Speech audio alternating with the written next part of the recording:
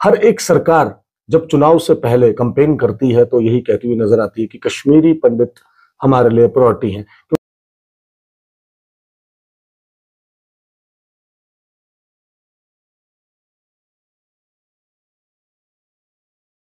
आप कश्मीरी पंडितों का सबसे बड़ा गुनाहगार कौन है? आपका गुनाहगार था बीटा कराटे।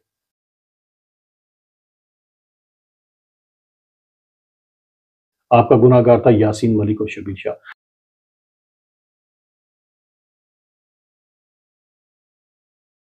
जिसको इन्हीं पॉलिटिकल पार्टी ने, किसी ने नेल्सन मंडेला कहा,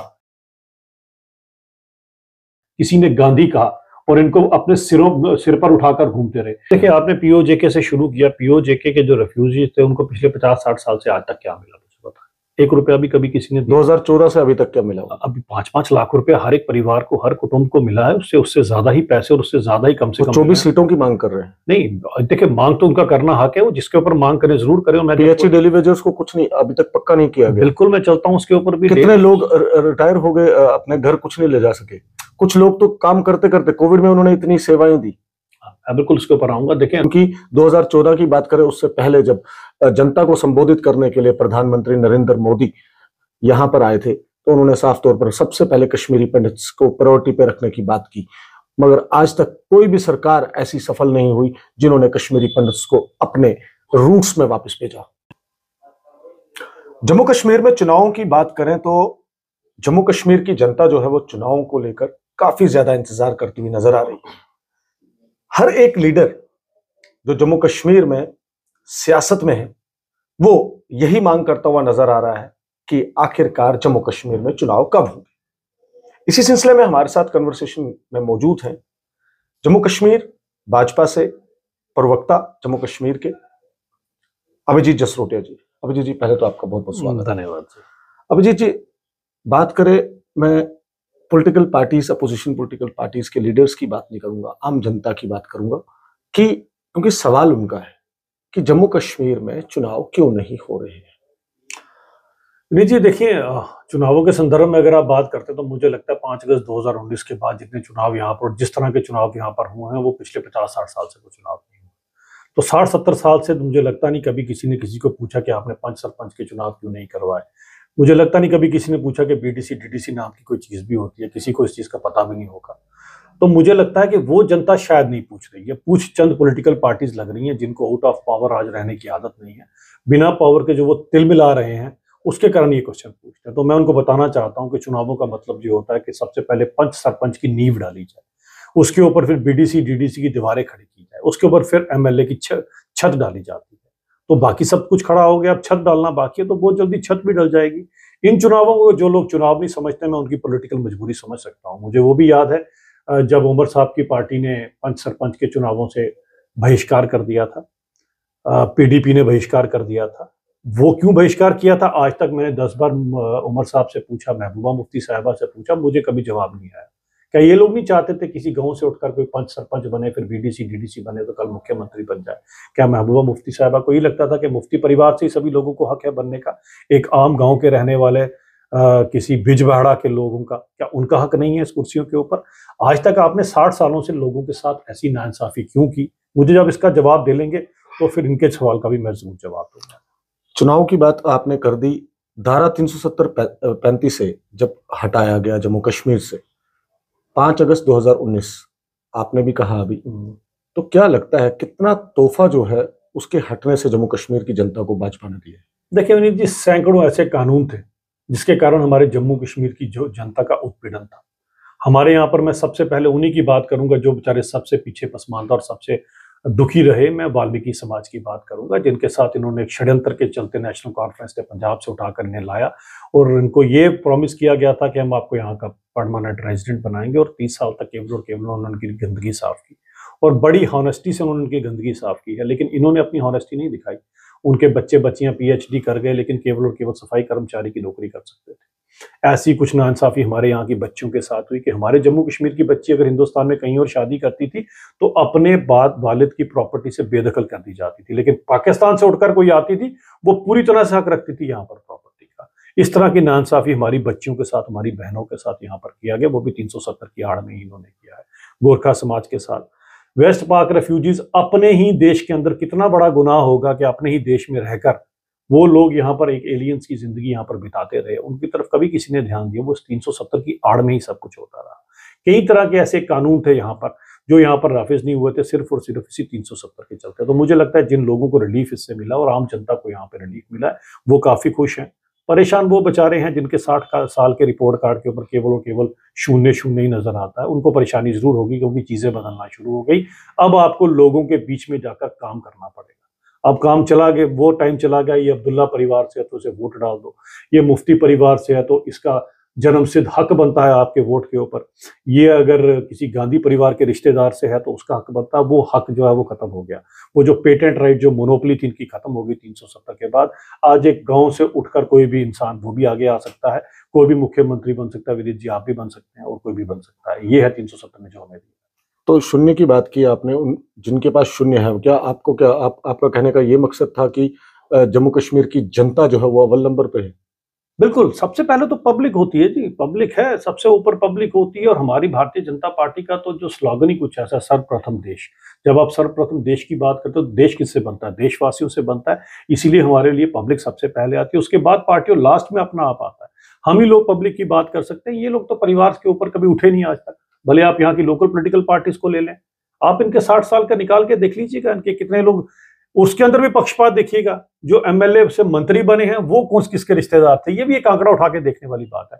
और एक बड़ा आंकड़ा मैं विनीत जी आपके चैनल पर निकाल के देखता हूँ। एक मैंने स्टडी करवाई थी कश्मीर में पिछले दिनों, जितने टेररिस्ट रिलेटिंग इंसिडेंट्स रहे या पत्थरबाजी के रिलेटिंग इंसिडेंट्स रहे, उसमें 95% कौन थे? पसमानदा गरीब लोग वो थे उसके अंदर। सो कॉल्ड ये पॉलिटिकल हाई क्लास के लोग, ब्यूरोक्रेसी हाई क्लास के लोग, या सो कॉल्ड जो अपर अपने आप को समझते हैं, उनमें से 5% भी नहीं थे उसके अंदर। तो पत्थर उठाने के लिए गरीब का बच्चा, बंदूक उठाने के लिए पसमानदा का बच्चा, लेकिन जो क्या कहते हैं, राज करने के लिए इनके बच्चे, बाहर की यूनिवर्सिटियों में पढ़ने के लिए इनके बच्चे, वो बेचारा को उसमें उसी में खुश उलझा के रखते थे उसको, उसी के अंदर, कभी मजहब की लड़ाई के अंदर, कभी किसी और लड़ाई के अंदर वहां उलझा कर रखते थे। एक नाइंसाफी जो है ना, वो जम्मू कश्मीर की आम जनता के साथ हुई है 5 अगस्त 2019 से पहले। तो पीओजे के रिफ्यूजीज प्रदर्शन करते हुए क्यों नजर आ रहे हैं? पीएचई डेली वेजर्स या अलग डिपार्टमेंट्स के डेली वेजर्स की बात करूं, वो प्रदर्शन करते हुए नजर क्यों आ रहे हैं? आम जनता जम्मू की बात करूंगा तो स्मार्ट मीटर का तोहफा उनको दिया गया डिजिटल मीटर के बाद, और काफी सारे ऐसे मुद्दे हैं जो जनता के मैं आपके सामने रखना चाहता हूं, मगर कितने तोहफे, आपने कहा अव्वल नंबर पे है जनता, तो कैसे अव्वल नंबर? देखिए, आपने पीओजेके से शुरू किया। पीओजेके के जो रेफ्यूजी थे उनको पिछले 50-60 साल से आज तक क्या मिला? 1 रुपया भी कभी किसी ने 2014 से अभी तक क्या मिला? अभी 5-5 लाख रुपया हर एक परिवार को, हर कुटुंब को मिला है। उससे ज्यादा ही पैसे और उससे ज्यादा ही कम से कम 24 सीटों की मांग कर रहे हैं। नहीं, देखिए, मांग तो उनका करना हक है, वो जिसके ऊपर मांग करें जरूर करें। मैं पीएचई डेली वेजर्स को कुछ नहीं अभी तक पक्का नहीं किया गया। बिल्कुल, मैं चलता हूँ उसके ऊपर भी। कितने लोग रिटायर हो गए, अपने घर कुछ नहीं ले जा सके। कुछ लोग तो काम करते करते कोविड में उन्होंने इतनी सेवाएं दी। बिल्कुल उसके ऊपर आऊंगा। देखें, जब आप डेली वेजर्स की बात करते हैं, डेली वेजर्स 96-97 में लगाए गए। जिन लोगों ने लगाए थे उनमें पॉलिटिकल पार्टीज उस समय कांग्रेस थी, और कांग्रेस के साथ नेशनल कॉन्फ्रेंस के सारे लोगों के मिले, उसके अंदर कम्युनिस्ट भी थे, सभी के सभी। कम्युनिस्ट पार्टी का होना यानी कि मुझे लगता है कि मजदूरों का सोचना उनका सबसे पहला बनता था, जो सो कॉल्ड अपने आप को मजदूरों का खैरख्वाह समझती है। उसके बाद 2014 को कितना टाइम हो गया? कम से कम 20 साल। 20 साल तक उन डेली वेजरों ने अपना परिवार कैसे पाला? उन लोगों ने कैसे अपने घर के खर्चे चलाए? 50-50 रुपए के लिए वो लोग अपने बच्चों की दवाई के लिए दर बदर भटकते थे। 20 साल तक आपको कुछ नजर नहीं आया। तो जम्मू कश्मीर प्रशासन अब नजर उनको आना शुरू हुआ। तो मैं आपको एक चीज बताना चाहता हूँ, कैटेगोरिकली जिस दिन भारतीय जनता पार्टी की सरकार बनेगी, सबसे पहले ये काम किया जाएगा। केंद्र में अभी भी कोशिश कर, केंद्र में भाजपा की सरकार है, यूटी एडमिनिस्ट्रेशन, केंद्र की एडमिनिस्ट्रेशन, उपराज्यपाल मनोज सिन्हा भी केंद्र से ही आते। नहीं, मैं बिल्कुल मानता हूँ आपकी बात, लेकिन इन सब चीजों के लिए जो है यूटी एडमिनिस्ट्रेशन का अपना है, जो हमारी पॉलिटिकल पार्टी का अपनी आइडियोलॉजी, उसके अंदर हम सबको वादा कर चुके हैं कैटेगोरिकली, हम फ्रॉम द स्टेज हमने वादा किया हुआ है। एक बहुत बड़ा बैकलॉग है जिसको भरना जरूर चाहिए, होना जरूर चाहिए, और इनके साथ इंसाफ होगा। मैं यही कहूंगा, अभी तक क्यों नहीं हो पा रहा है? जो ये पॉलिटिकल पार्टियां सवाल उठाते हैं, एक इंसान की नौकरी 20-25 साल की होती है जी। 20 साल तक आपने उसको 800 रुपए और 900 रुपए के ऊपर, एसपीओज भी इसके अंदर आते थे जिनके अब वेतन बढ़ाए गए हैं। उन एसपीओज ने 800, 1200 रुपए के ऊपर काम किया, 10-10 साल काम किया है। तो ये सब कुछ किया हम ही ने है। अब आहिस्ता आहिस्ता 50-60 साल का बैकलॉग है, हम तो भरेंगे इसको। हम तो 2019 के बाद की बात कर रहे हैं, 14 के और 19 की भी बात नहीं मैं करूंगा, 2019 के बाद की बात करूंगा। जनता ने विश्वास किया था 2014 में भी और 19 में भी भाजपा के ऊपर, मगर कहीं ना कहीं प्रदर्शन जो है लगातार देखने को मिल रहा है। अब बात करेंगे कश्मीरी पंडित समुदाय की, जो ही जैसे पीओजे के रिफ्यूजीज के साथ ऐसा हो रहा है, और हर एक सरकार जब चुनाव से पहले कैंपेन करती है तो यही कहती हुई नजर आती है कि कश्मीरी पंडित हमारे लिए प्रायोरिटी हैं। क्योंकि 2014 की बात करें, उससे पहले जब जनता को संबोधित करने के लिए प्रधानमंत्री नरेंद्र मोदी यहां पर आए थे तो उन्होंने साफ तौर पर सबसे पहले कश्मीरी पंडित्स को प्रायोरिटी पे रखने की बात की। मगर आज तक कोई भी सरकार ऐसी सफल नहीं हुई जिन्होंने कश्मीरी पंडित्स को अपने रूट्स में वापस भेजा। देखें, मैं सबसे पहले ये चीज बात करता हूँ विनीत जी, और खासकर कश्मीरी पंडित समुदाय को मैं सबको ये चीज कहना चाहता हूँ कि भारतीय जनता पार्टी का एक स्लोगन है, उसको हम कहते हैं सबका साथ सबका विश्वास। उसके अंदर मैंने एक चीज डाली है, दैट इज सबको इंसाफ। आप एक चीज याद कर रखिएगा, सभी के सभी समुदाय को, हमसे तो जो बन पड़ता है हम उससे ज्यादा ही हम करते हैं, और आप लोगों के लिए करते हैं। भारतीय जनता पार्टी आप लोगों के लिए हमेशा खड़ी है। जितना दुख हमें आपका है इतना और किसी पॉलिटिकल पार्टी को नहीं है। अगर वो मगरमच्छ के आंसू बहा के आपको बरगलाने की कोशिश करते हैं तो आप एक बड़ी पढ़ी लिखी कम्युनिटी है, आप उन लोगों में से नहीं है जिनको सच झूठ का ना पता हो। तो आप कश्मीरी पंडितों का सबसे बड़ा गुनाहगार कौन है? आपका गुनाहगार था बीटा कराटे, आपका गुनाहगार था यासीन मलिक और शबीर शाह, जिसको इन्हीं पॉलिटिकल पार्टी ने, किसी ने नेल्सन मंडेला कहा, किसी ने गांधी कहा, और इनको अपने सिर पर उठाकर घूमते रहे। ये जाकर वहां पर यूपीए 1 यूपीए 2 के टाइम पर ये पीएम प्राइम मिनिस्टर हाउस के अंदर जाके तो चने पूड़ी का ब्रेकफास्ट प्रधानमंत्री के साथ किया करते थे। जो गुनाहगार थे आपके, जब आप किसी कश्मीरी पंडित से शबीर शाह या बीटा कराटे या यासीन मलिक का नाम पूछते हैं, उसकी रूह काम जाती है। हमें अभी तक गिरिजा टिक्कू या टीकालाल टपरू का, वो हमारे को उनकी जो हत्या की गई थी वो भूले नहीं हम लोग। ना हम कुछ 24 कश्मीरी पंडितों को जिस तरह से पॉइंट ब्लैंक के ऊपर एनसी और पीडीपी और कांग्रेस की सरकार में जब भूना गया था, हमें वो भी याद है, जिसमें 4 मासूम बच्चे थे। हमें सब याद है, हम कुछ भूले नहीं है, ना भूलने वालों में से हैं। लेकिन आज वो तीनों के तीनों, वो नेल्सन मंडेला कहने वाला अपने आप को या गांधी कहने वाला, आज कहां पर है?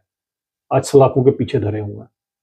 ये है इंसाफ। और मुझे लगता है जब आपकी कम्युनिटी को इतना बड़ा इंसाफ जिस पॉलिटिकल पार्टी ने दिलाया हो, उस पॉलिटिकल पार्टी को के कार्यकर्ता के ऊपर या उनके इस चीज के ऊपर आप कभी शक नहीं कर सकते। हम आपके साथ खड़े हमेशा करें, और ये आपसे वादा है कि आप उसी घर में वापस जाएंगे जहां से आप निकाले गए थे। वो दिन कब आएगा? वो दिन बहुत जल्दी आएगा, और भारतीय जनता पार्टी के होते आएगा।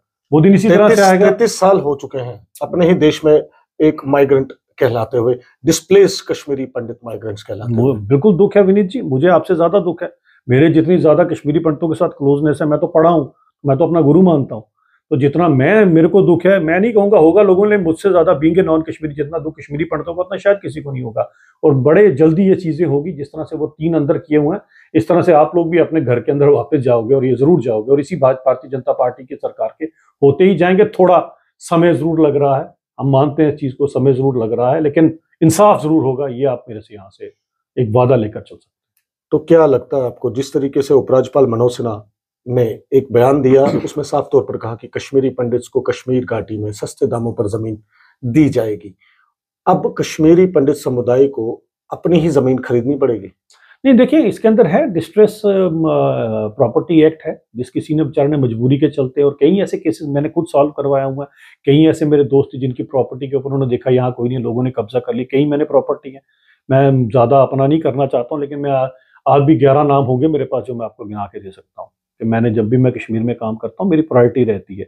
और हुआ है, डिस्ट्रेस प्रॉपर्टी एक्ट बना है, जितना बेस्ट पॉसिबल हो सकता है। मैं समझ सकता हूँ अपने देश में रहकर, जब एक इंसान माइग्रेंट कहलाया जाए, अपने देश में रहकर अगर आप अपने घर से दरबदर हुए, वो दुख तकलीफ, विनीत जी आप तो उम्र में मेरे से छोटे हैं, मैंने देखी हुई है। मैं नागमनी स्कूल पढ़ता था, मुझे वो दिन याद है जब नए नए यहाँ पर माइग्रेशन होकर यहाँ पर लोग आए, तो किस तरह से ये जो हमारी रणबीर कैनाल है, इसके बेचारे जब दोपहर का टेम्परेचर 40 डिग्री बढ़ जाता था, बेचारे आगे डुबकी लगाते थे, फिर वही नहर पे बैठ रहते। तो मैं रोज देखा करता था, और मैं उस समय का, मैं तब से इनका देखता हूँ। मेरे तो सबसे बेस्ट जो मेरी जिंदगी के दोस्त हैं वही इसी कम्युनिटी से आते हैं। मुझे इनका दुख है, ऐसी बात नहीं है। और मेरी पार्टी को भी मुझसे कम दुख नहीं, इतना ही दुख उनको भी है, मेरी पार्टी को भी। तो मुझे लगता है कि इंसाफ जरूर होगा, जिस तरह से बाकी चीजों का इंसाफ मिला है, जरूर होगा, और बहुत जल्दी जो है वापस अपने घर जाएंगे सब। बहुत जल्दी अपने वापस घर जाएंगे। एक आखिरी सवाल रहेगा मेरा आपसे, चुनाव पर फिर आ रहा हूं, कश्मीर घाटी के लीडर्स में बात करूंगा, कश्मीरी लीडर्स की बात करूंगा। डॉक्टर फारूक अब्दुल्ला है, उमर अब्दुल्ला है, महबूबा मुफ्ती है, और भी काफी सारे लीडर्स वहां पर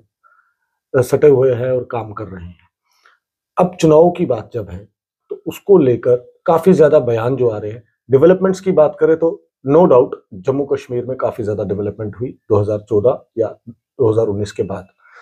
और जम्मू की जनता और कश्मीर की जनता, क्या लगता है आने वाले चुनाव में भाजपा कश्मीर घाटी को ज्यादा फोकस कर रही है, ये जम्मू की जनता का कहना है, और जम्मू को पीछे रख रही है क्योंकि G20 की मीटिंग कश्मीर घाटी में, फॉरेनर्स आ रहे हैं वहां पर कश्मीर घाटी में, कोई इन्वेस्टमेंट्स की बात हो रही है तो कश्मीर घाटी में। आपको सारा नॉलेज है इस चीज का, आप भारतीय जनता पार्टी के वरिष्ठ नेता हैं, स्पोक्स पर्सन हैं, क्या कहते हैं जम्मू की जनता को किस तरीके से मनाएंगे? 25 विधायक आपको जम्मू की जनता ने दिए। देखिए, सबसे पहली बात ये आती है कि भारतीय जनता पार्टी जम्मू या कश्मीर या जम्मू नहीं करती। जम्मू कश्मीर हमारी दो आंखों की तरह है और कश्मीर से लेकर कन्याकुमारी तक भारत एक है। आप अगर G20 की बात करेंगे, बाकी चीज़ों की बात करेंगे, कश्मीर की ठीक है, कश्मीर की कुछ टोपोग्राफी, कुछ वहाँ का वातावरण इस टाइप का कि कुछ इवेंट्स वहाँ पर होते हैं, मैं समझ सकता हूँ इस सब चीज़ों को। और कश्मीर का कहीं न कहीं, क्योंकि जिस तरह से कश्मीर की एक बदनामी करने की कोशिश की गई है, कश्मीर के मुद्दे को लेकर कभी कोई UN पहुँच जाता था, कभी पाकिस्तान की वहाँ पर एक नज़र रहती है, तो एक सिंबॉलिक एक चीज़ें ज़रूर रहती है दिखाने के लिए, वो जो होती भी है, प्रैक्टिकली भी होती है, सिर्फ दिखाने के लिए नहीं होती है, कि ऑब्वियसली कश्मीर में हालात बदल चुके हैं, क्योंकि वहाँ पर जिस हिसाब से बंदूक और ये सब चीज़ें थी, उन सब से अब निजात हमें मिल चुकी है। तो वो चीज़ें अपनी जगह पर थी। आप उसे ये मत करके देखिए कि जम्मू में क्या मिला और कश्मीर में क्या ना मिला। कुछ ऐसी चीज़ें जो जम्मू में मिलेगी, अब जम्मू के लोग कहेंगे कि जम्मू में हमें आम की खेती होती है, कश्मीर में नहीं होती, तो क्या करेंगे? कुछ आपके एनवायरनमेंट उस तरह से, अब वैष्णो देवी का सारा श्रद्धालु जम्मू में आता है, कश्मीर नहीं जाता है। इसी तरह से इंडस्ट्रियलाइजेशन अगर आप देखते हैं तो 90% जो कश्मीर जो इंडस्ट्री है वो जम्मू के अंदर है, ना कि कश्मीर के अंदर है। इंडस्ट्रियलाइजेशन के ऊपर जम्मू का अपना चीज़ निकल कर आ रही है। अब अगर लिथियम के ओर्स आए हैं तो वो आपके रियासी में है, तो अगर कश्मीर वाले कहें जी हमारे यहाँ लिथियम नहीं निकला तो जम्मू में क्यों निकला? कुछ चीज़ें कुदरत की तरफ से भी देन होती है। मुझे लगता है कि जम्मू को किसी एंगल से किसी भी चीज़ से पीछे नहीं रखा गया है। अगर एम्स आपका एक यहाँ है, वहाँ वहाँ तो भी बन रहा है, यहाँ बन के तैयार भी हो गया आपके सामने। फ्लाईओवर आपके सामने, 8 टनल्स आपके सामने, IIT IIM आपके पास बना है। लेक आपके सामने, अब उस पे भी काम काफ़ी ज़ोरों-शोरों से चल रहा है। तिरुपति बालाजी का मंदिर अगर आप देखेंगे तो वो भी यहाँ पर बना है। हर एक चीज़ बराबरी की जाती है। हम ये नहीं कहेंगे कि जम्मू के लिए हम कश्मीर को पीछे कर दें, कश्मीर के लिए जम्मू को पीछे होने देंगे। हम दोनों ही चीज़ों को बराबरी लेकर चलते हैं। आज जम्मू की प्रॉब्लम है, आज कुछ और हो चुकी है। वो कभी आप नेक्स्ट इंटरव्यू करेंगे, हम ज़रूर उसमें चीज़ में डिस्कस करेंगे किस तरह से हमारे जम्मू के लोगों को आगे आना चाहिए।